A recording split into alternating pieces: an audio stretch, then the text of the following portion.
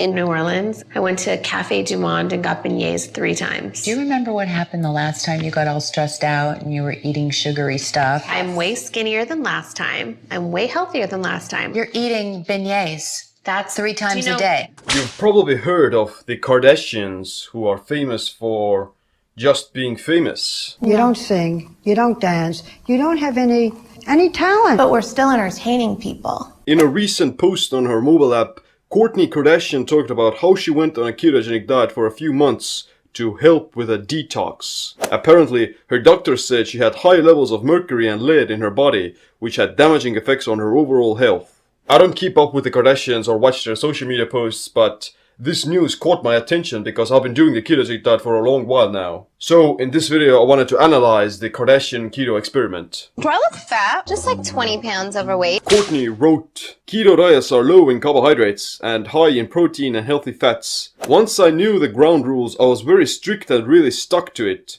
I ate minimal carbs and no grains, beans or legumes. Instead, I focused my meals on fresh vegetables and lean proteins. I would make broccoli rice or cauliflower rice to at least feel like I was eating some carbs. Those poor carbs, they will be missed. Then I would add protein, so I often ate grilled chicken and fish over broccoli rice, cauliflower rice or spaghetti squash. I mixed in roasted vegetables, fresh salads with homemade dressing, and smoothies made with avocados and bananas." Her morning routine also consisted of apple cider vinegar and collagen protein powder, which in my opinion are great for the skin and longevity. In addition to that, she did intermittent fasting. Quote, "For me, this meant not eating for 14 to 16 hours after dinner. I wouldn't eat past 7 p.m. at night, and then I would wait to eat breakfast the next day until after my morning workout, which would be around 10:30 a.m. to 11 a.m. Then, one day a week, I did a 24-hour fast where I only drank homemade bone broth, water and green tea. 24-hour fasts are great, but that bone broth probably kicked you out of a fasted state." Kourtney did say she felt low energy and headaches during the first 2 weeks, but she pushed through this phase. Way to go. Looks like you got the keto flu. Take off my boot. Oh my god, my boot, not my foot. But she would also have a cheat day once a week, where she, let's presume, ate non-keto foods. She missed those carbs. Woo!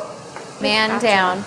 Man down. So, let's break it down. Basically, she did a cyclical ketogenic diet with carb-up days. The standard ketogenic diet prescribes you to eat low-carb, high-fat and moderate protein, with about 70 to 80% of your calories coming from fat and less than 5% from carbs. The cyclical ketogenic diet is less strict as you eat keto during the week, and then have a carb refeed day. During the keto period, you'll establish ketosis for a few weeks before you get kicked out of it again by eating carbs. In reality, on a cyclical ketogenic diet with weekly refeeds, you're only entering into ketosis after the first 3 to 4 days. Then you may stay in ketosis for maybe 1 to 2 days, but if you consume some carbs, then you're already out of it again. I'm really hungry, so I'm not in the mood. I'm not a doctor or a certified nutritionist, but I've done intermittent fasting for over 6 years and I've been on keto for nearly 3.5 years. I've also written several books about it, so I get the basic principles. Like Kourtney said, her goals with the diet was to fix high levels of metal toxicity in her blood, but let's also presume she wanted to stay lean and fit. What is ketosis anyway? I should give you some sort of a brief overview. Ketosis is an altered metabolic state in which your body has shifted from burning glucose to fat. This can happen during prolonged periods of intermittent fasting, starvation, or eating the ketogenic diet.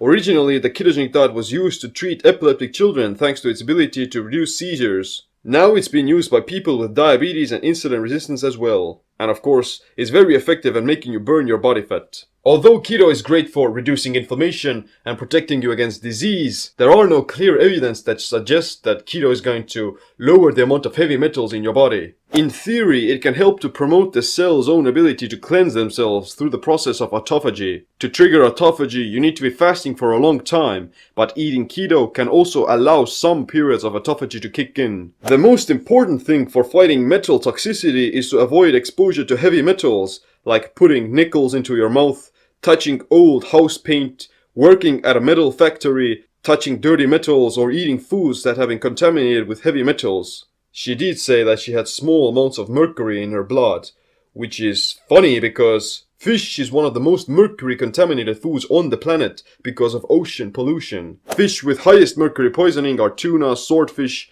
mackerel, shellfish, sea bass, bluefish and shark. Fish with lower mercury are salmon, pollock, flounder and catfish. But let's also presume that the Kardashians are wealthy enough to afford low mercury foods, and she didn't make her condition worse by accidentally eating mercury contaminated fish. The same problem happened with Tony Robbins, who a few years talked about how he got mercury poisoning from eating too much tuna and swordfish. I mean, Tony's a big and healthy guy who exercises and eats right, but this hidden killer completely wiped him out of the park. But let's get back to Courtney. I'm not the cooker. I would say that she would have gotten better results by eating strict keto during the detox period and then switching over to a cyclical ketogenic approach. Carb cycling can be good for boosting metabolism and keeping your thyroid active. And of course, I think that she just loves carbs. I'm the maker of the dough and I roll it out. That's all I do. Overall, she had a positive experience but recommends checking in with a doctor before starting keto yourself. At the moment, she doesn't seem to be eating a ketogenic diet, as one of her latest blog posts talked about how she eats sweet potatoes, oatmeal and bananas. Most of her food still consists of organic whole foods like vegetables, avocados and salmon. Seems to me that out of the Kardashians, Kourtney either has the best personal trainer or is simply putting in more work.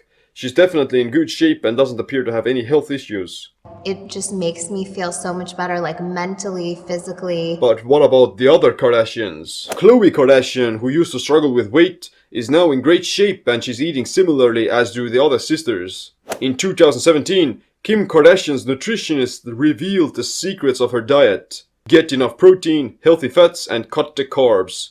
She said, "The body is only built to circulate about 1 to 2 teaspoons of sugar at a time, but if you're constantly drinking sugar and eating carbs that turn to sugar in your body, you're wearing down your sugar metabolism over time. A lot of that excess sugar converts to fat, and that's how you gain all your weight." Which either could mean that I'm having a carb intolerance or I have diabetes. To make it more clear, she also said this: "Our blood is made of protein, and if you were to mix protein with sugar, you'd get caramel." I'm not sure about the scientific validity of those claims, but you get the idea, we get the picture.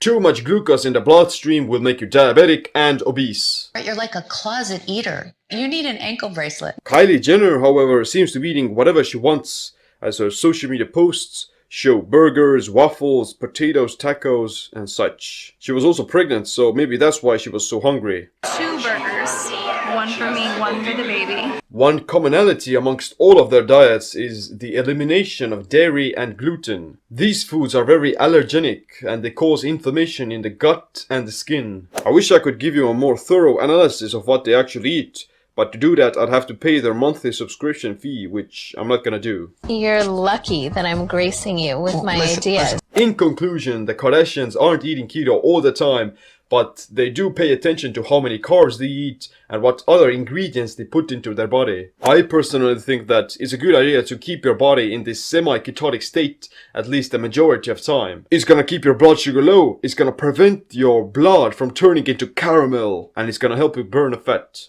Gosh, I hope you don't have diabetes. Like I said, I'm not a medical doctor or a consultant, but I do have a lot of videos about the ketogenic diet, intermittent fasting, and many other ways of optimizing your body and mind. And then it's thick as But other than that, thanks for watching. Make sure you click the like, subscribe, notification bell as well. My name's Seem. Stay ketotic, stay empowered.